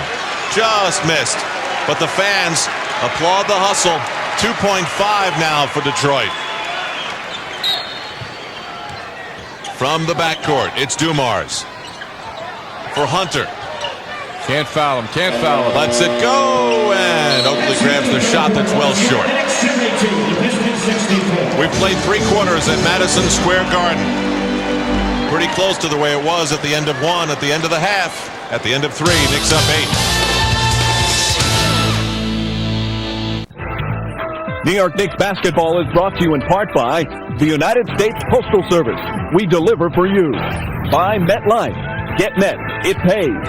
And by your Tri-State Jeep and Eagle dealers. There's only one Jeep, and it's only at your Tri-State Jeep and Eagle dealer. See the energy of Coach Doug Collins. He was chatting with his second-year player from Wyoming moments ago, Theo Ratliff. That was the last timeout, previous timeout, giving him instructions, what he wanted him to do. And Ratliff went out and listened to his coach while holding his position on the perimeter, got good looks at the basket, and came through. He made 3 straight hoops. Ratliff working out of the corner again. The ball moved to him before it could be met by the defender. Then he had an opportunity on a double teaming play by the Knicks defenders to get a slam dunk. Ratliff, who has not only brought scoring but shot blocking potential to this team. Last year he led the Pistons in his rookie season in shot blocks. Ewing got the ball down low, now's got to save it, and travels in the process. They say he threw the ball to himself. The Pistons have gotten hot in the last few minutes. They've hit 10 of their last 12 shots. And the Knicks lead is 72-64. Ward almost stole the ball, and Laterial Green touched it after Ward caused him to lose possession for a moment. So nicely done by Charlie Ward. It's Allen Houston being guarded by Curry as you look at the numbers put up by these two teams in the third quarter. Pistons, as I said, hot. Ewing guarded by Ratliff. Now you have to figure every time up the floor almost, Ewing could do that if he gets the ball in that position. Ewing leads all scorers with 24 points. Ratliff at 6'10", just can't deal with Patrick when Patrick takes that ball to the hoop. Mills, the three-pointer. He's great from there. Earlier this month, he tied an NBA record with 13 straight. And he, like Joe Dumars, 50% or better at times from beyond the three-point line. And at 6'10", that's quite a weapon. Terry Mills. Starks looks for Ewing. Here he goes again. Now here's Laterial Green coming over for a much too aggressive double, and he commits the quick foul. His first, team's first, and the Knicks will inbound and get a fresh 24. Mills hasn't been a factor, but the Knicks better keep their eye on him because, as you point out, Al, he is unbelievable from three-point range. In the last 9 games, 57%, 31 of 54. Starks to Ward, thinking about Buck Williams, who's guarded by Mills. Buck, followed by Ewing! Oh, he came in with a huge head of steam. He grabbed the ball below the rim and got it up and down. 76-67. The Garden reacting to that. And now we settle into the slow half-court set at the other end. Hunter bothered by Starks. It's all perimeter stuff now for Detroit. Mills again for three. Gotta have the hand in his face. Terry Mills quiet the entire game. He doesn't score anything. And then just like that, back-to-back threes. He's got 6, and the Knick lead is 6. Timeout for New York. It's a 20. Jeff Van Gundy wants to remind everyone. You can't leave to help out other people with the Pistons. It's very difficult to play them in terms of double teaming their better players. You've got to watch and discriminate who you can leave. Who are the better three-point shooters? And as mentioned moments ago, Mills is red hot, and he's also very frustrated. He got killed in the first half defensively, so you know he's determined to make a much better effort here in the second half. And he's on the verge. He's brought the Pistons to within 2 3-point shots of equaling this game. Doug Collins sends back out Ratliff and Mills with Curry, Green, and Lindsey Hunter. It's the closest the game has been since midway through the second quarter. And every time the Pistons have challenged since then, the Knicks have responded and rebuilt the lead. Ward cuts away from Green, now Starks. They want it to Ewing. Up over Ratliff. And it's a foul on Theo Ratliff. The Knicks observed the laws of good spacing on offense, got the ball to Ewing after several passes, and Patrick is getting the room to move because they're leaving that court wide open for each other. A lot of chit-chat underneath the basket. Knicks want to post up Ewing again. He instead is forced out too high. It's a pick and roll. 10 on the 24. He's got time. Backing in. Great look.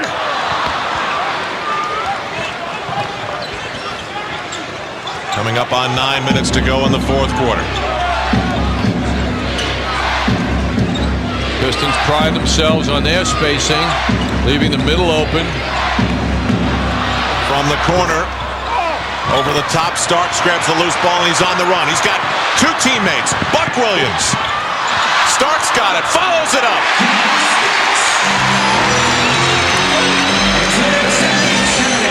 Buck Williams was a little wide on the break when he got the pass. Knicks by 8. Fans into it at the Garden. And a timeout here at MSG. 8:45 to go. Off that John Starks follow. The Knicks lead is 8.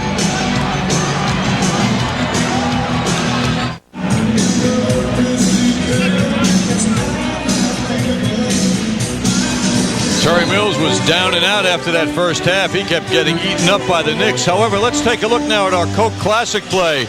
Terry Mills, a major factor for the Pistons this season, having won 20 games because of three-point shooting. He tied an NBA record at New Jersey on December 8th, making his 13th straight three-point basket before missing. Terry Mills with our Coke Classic play, and here's a look at Terry Mills a few minutes ago making another one. Terry was also named the NBA's Player of the Week for the week ending December 8th for his tremendous three-point shooting. John, we have a delay because Deb Kaufman spilled her drink on the floor. It's a long, exhaustive delay while they make up for her mistake. So Deb was a little clumsy. Michael Kay helping out, no surprise there. And on we go here with 8:37 to go. Joe Dumars for 3. Wide right. Back outside to Lindsey Hunter. There's a much stronger buzz now in the Garden. Hunter lets it go. Ward's got the rebound. Again, the Knicks have some speed, but Charlie Ward slows it up. Charlie recognizes the Knicks don't have to rush. They have the 8-point lead. Fans applaud the patience. Oakley sets the block. Ward, high bounce for Ewing, up strong, but short, stopped by Terry Mills, who's having a big factor here in the fourth quarter, offensively and there defensively. Grant Hill back in the game. Hill is screaming at Lindsey Hunter to get out of the corner. He wants the space. Goes at Starks and draws the early foul. Well, John, if you're of the belief that a 34-point blowout is just something that can happen to you on any given night, this becomes the much more important statement game. Both teams are shooting okay at certain times. It's a close game now here in the fourth quarter, crunch time. So this is when you grit it out. You win a much more important, I think, victory, depending on who it is, here at the Garden tonight than compared to Detroit on Wednesday. Grant Hill, fouled by Ewing. Oh, Hill, the quiet man with a lot to say in the direction of Patrick Ewing, who is also responding. I don't know if Grant Hill can hear him, but Patrick is very animated in his response to Hill's attempt to slam that baby down. Good Hill's change of pace, accelerates to the hoop, looks for the big basket, the big slam. Doesn't get it, but he has a lot to say to Ewing as he draws the foul.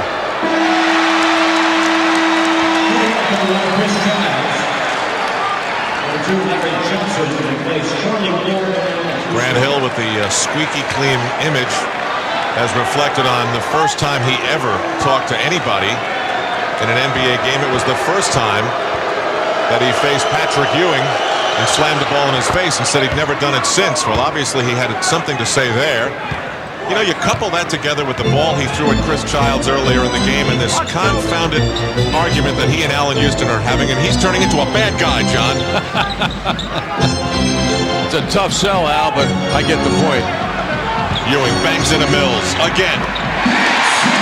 He wanted the ball, he got the ball, he delivered the hoop. Knicks by 9, 7:15 to go. Looks like we're headed to a finish filled with emotion here at the Garden. It's clear out time again for Hill with John Starks guarding him. Again, Hill goes right at Starks. This time he coughs it up for Mills. 8 on the 24. This is where the Pistons live in the last seconds. Starks went for the steal. Mills for three. Again! He's hit 3 fourth quarter threes. And it's the Knicks 80. The Pistons back to within 6. I mean, you know it's coming. They're looking for the 3. The Knicks cannot allow that to happen again where Mills can get the good look. He has such a quick release of that basketball. Ewing, Starks tries to answer. And does!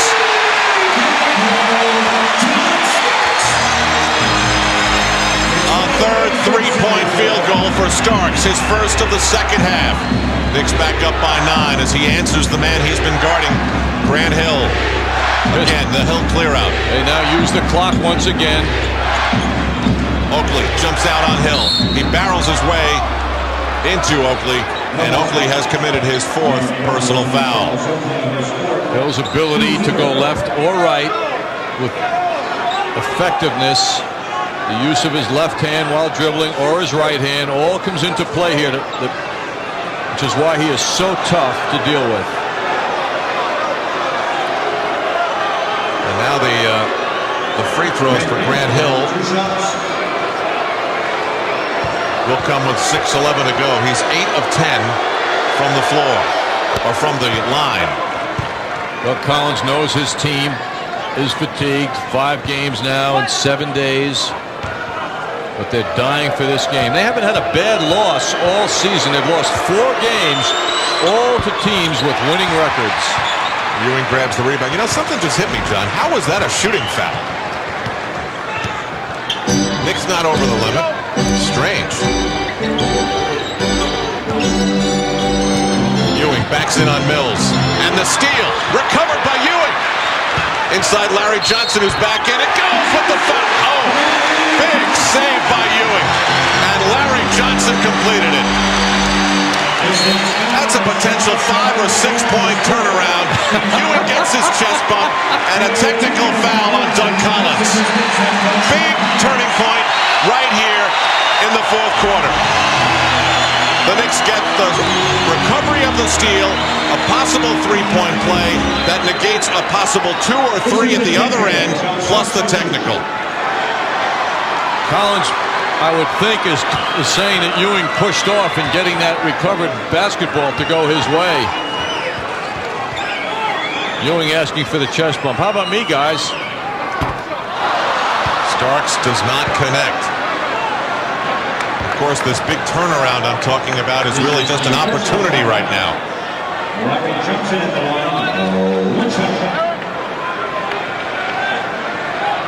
Collins, tireless as always and agitated.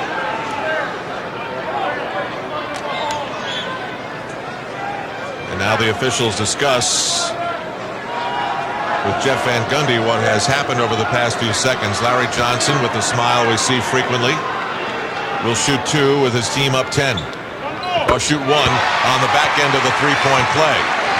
He completes his end of the bargain, and so that's 3 points it didn't look like the Knicks were going to get.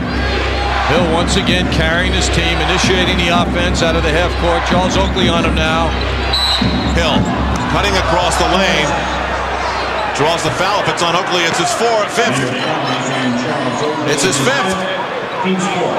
And now Jeff Van Gundy, whether he put Oakley on Grant Hill on that prior possession or whether Oakley did it on his own, it costs him, because on that defensive sequence he got his 4th foul, and now on Hill he gets his 5th. And Oakley's over talking to Paul Mahalik saying, I just had my hands in the air. And Oakley is going to leave the game with his 5th personal foul on 5:40 to go. Allen Houston coming in now to replace Charles, and he's headed for his former teammate Grant Hill. Hill on the inbound. He's been driving the Knicks defensively crazy here in the 4th quarter.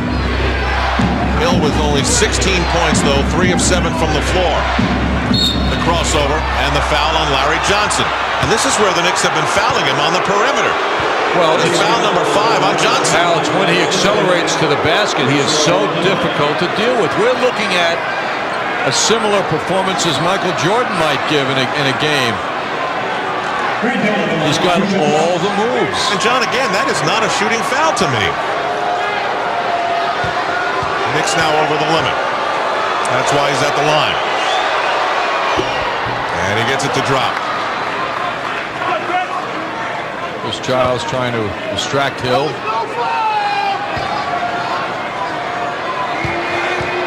Talking to Johnny Bach before the game about Hill's many abilities, he said in big games he makes the foul shots in the stretch. Well, in that category, he's 11 of 14 from the line with 18 points. The season, though, he's 73%. So Jeff Van Gundy leaves Larry Johnson out there with his 5 personal fouls. Ewing is tangled. Houston is open. Drives on Grant Hill, the man he's feuded with. 5 on the 24 for Larry Johnson. Johnson, the fall away. 9-point lead for the Knicks. Hill all the way with the foul. Allen Houston, I believe, is going to get called for his 5th personal foul. Allen Houston's trying to talk the official out of the call. If there was a foul, it certainly didn't bother Hill. Let's take a look at it now. A little left hand perhaps on Hill, but didn't bother him at all. We are getting a demonstration by one of the future greats in the NBA.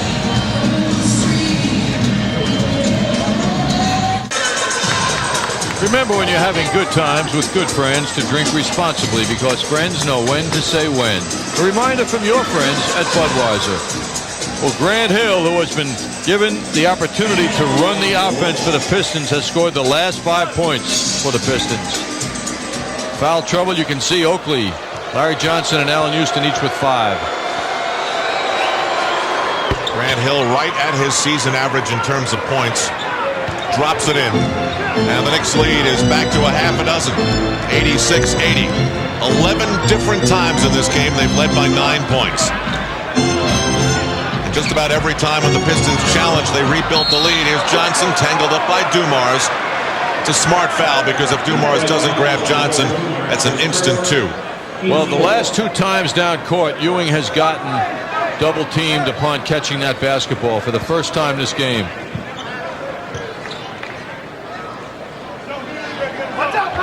Ewing, quick double team. The pass is picked off. Saved by the Pistons. Ewing didn't recognize the double team, and boy, they came at him quickly. Grant Hill around Starks. Runs into Ewing. Out of bounds. No call on contact. It will be Pistons ball. That's the best part of that play. And there was a lot of contact, too. The Knicks, that Hill didn't draw the foul. Although of all the Knicks on the floor, Ewing can afford it. He's only got one. Quick inbound, tipped out by Thorpe, almost intercepted by Starks. 12 on the 24 again. They're going to give it to Hill, their man. Starks pokes at him. Starks cuts through the screen. The crossover. Hill coming in on Ewing. Oh, what a shot! Is he loose or what? He wiggled and waggled and weaved his way, banked it off. It's a 7-0 Pistons run. The Knicks lead is down to 4. And 4 minutes to go here at the Garden. In a game the Knicks want so badly. Grant Hill with the last 8 Piston points, and the Knicks call out Larry Johnson. He hits. That's big. That's big. He hasn't had an opportunity like that all game. He's been low posting throughout. And as Grant Hill comes across, we've got a timeout at the Garden. Oh, it's one of those fourth quarter performances to remember by Grant Hill. He's making it a very close game.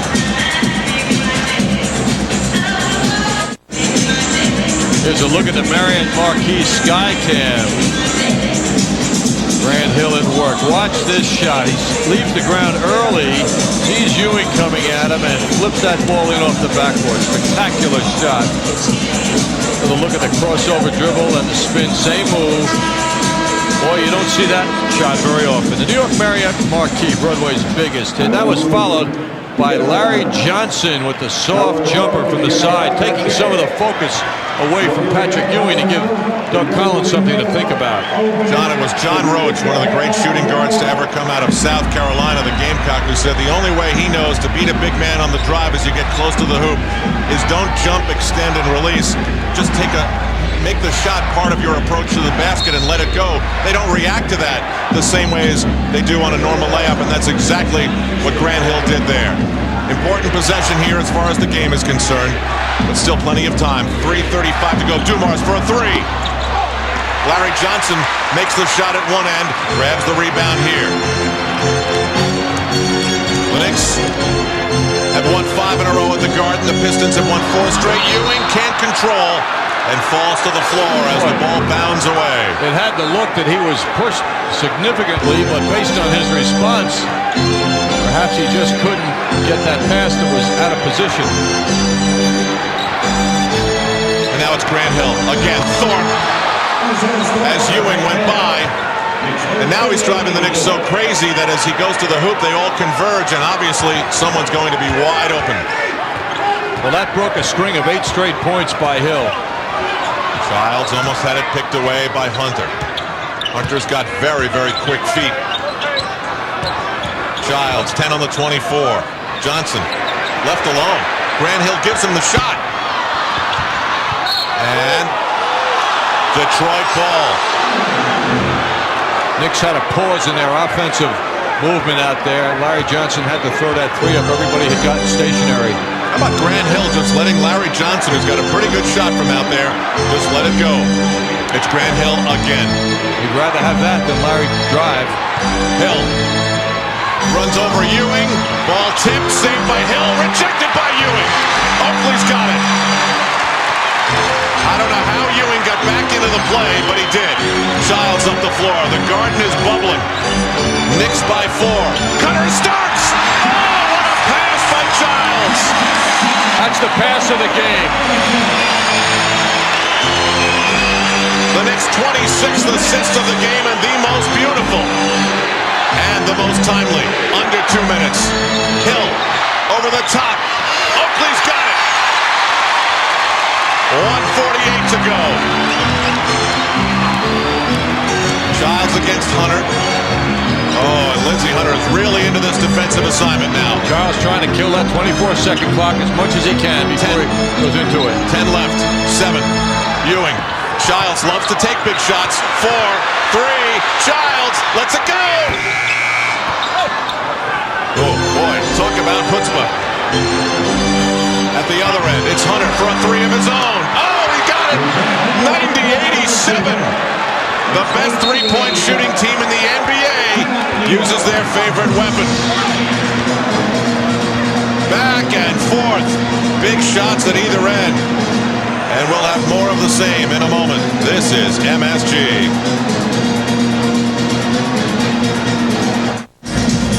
Both teams fighting super hard. The Knicks up 3, 1:19 to go. Something happening at every end, it seems. Grant Hill on another drive. Misses the shot. Recovered by the Pistons. Ewing over to send it back. Knicks recover that basketball. Watch John Starks, number 3, right down the middle.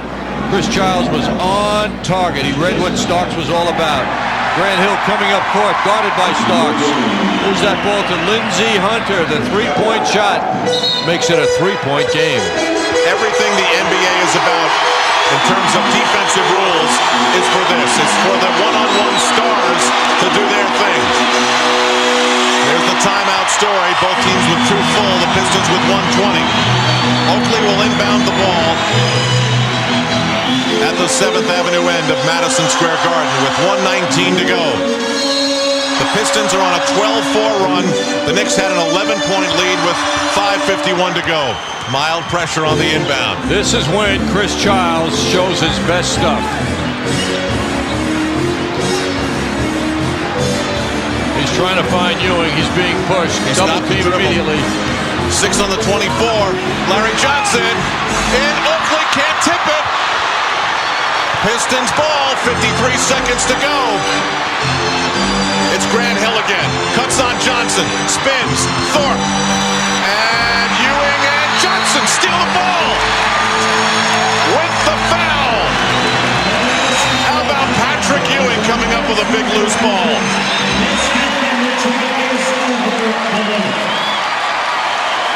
It can't get much better. You've got a fabulous player who's on his game and a team scrambling to somehow keep up, earn their lead, and get revenge. Well, the Knicks made a great stop of Hill. Loose ball. Thorpe can't get it. Larry Johnson has his big hands on it. He draws the foul. Larry Johnson has 2 shots. He's 2 of 3 from the line. The Knicks lead is 3.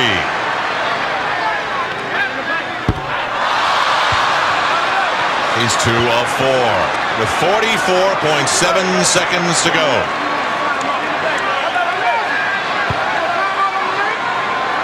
What a showdown between 2 of the best in the East. The Knicks at 17-7, the Pistons at 20-4. Larry hasn't been at the line much in the last 2 games. Nothing in Detroit, once last night. Makes the nightcap. Timeout Detroit. Doug Collins will make a plan for overcoming a 4-point deficit with 44 seconds to go.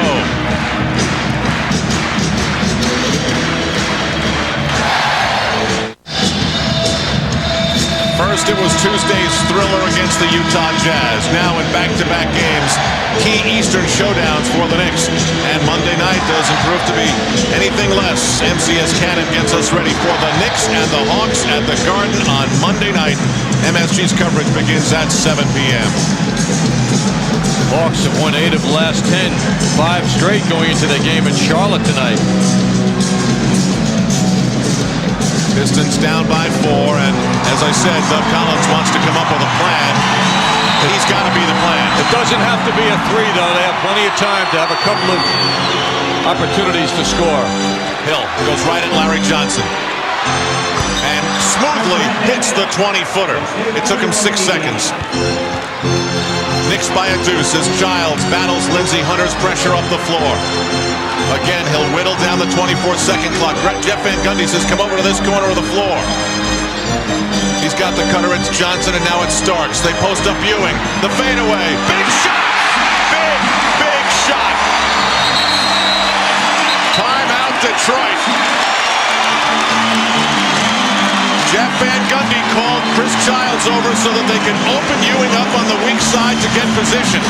And it worked. 30 points for Patrick Ewing.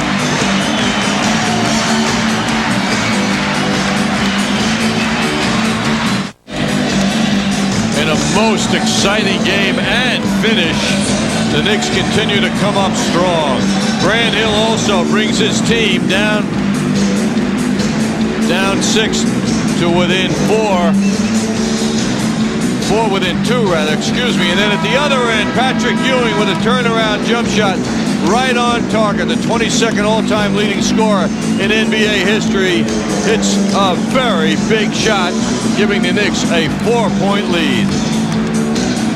And John, for the final 21.8, the Knicks play and their enthusiasm, the big shots, they forced Doug Collins to take his final full timeout. All the Pistons have left is a 20. The Knicks have 2 full. And if he is thinking 3, he's thinking one of the best weapons in the NBA. The Pistons are 7 of 14 from the game, and that's right at their seasonal average. 21.8, the Knicks are up 4. Looking to win for a 6th straight time here at Madison Square Garden. They have 4 3-point shooters on the court. Dumars for Mr. Everything. Grant Hill may have double dribbled, followed by Hill. Ewing got a tip, pulled down by Johnson, and he's fouled. They got the ball to Hill twice. They got good looks at the basket. Otis Thorpe commits the foul. He's gone. And how about Larry Johnson playing as aggressively as he has for all these minutes with 5 personal fouls, making the big shots, getting the rebounds. Otis Thorpe is done with 11 points and 8 rebounds. Moved by Hill. He got the good look. Recovered that shot. Another good look at the basket. Larry Johnson in there taking up space, drawing a foul. Larry Johnson, by the way, who struggled this year from the line, was 10 of 11 against Utah in the Knicks' last game here. 10 of 11 from the foul line. So tonight at 3 out of 5, he's hoping he can capture that touch he had on Tuesday.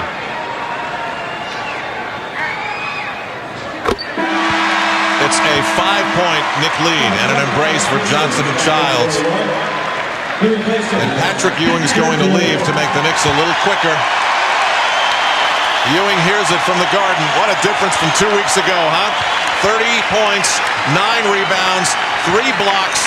He's perfect from the free throw line, 8 of 8, and made big plays. This could have been a thank you to Patrick from Jeff Van Gundy, knowing how the crowd would react to him. Larry Johnson with 8 fourth-quarter points. Michael Curry almost stolen by Starks. Dumars, it's off the rim. 4 seconds left. 3, 2, and that will do it. At the buzzer, Lindsey Hunter hits it, and the New York Knicks have gotten what they fought for. Doug Collins gathering his team as if to say, great comeback. You played with energy, but the Knicks get the win. Absolutely, Al. It's a very good observation, and the spirit in Doug Collins has no complaints about the effort of his team. They came into Madison Square Garden against a Knick team that responded to the 34-point loss with a win in Philadelphia last night.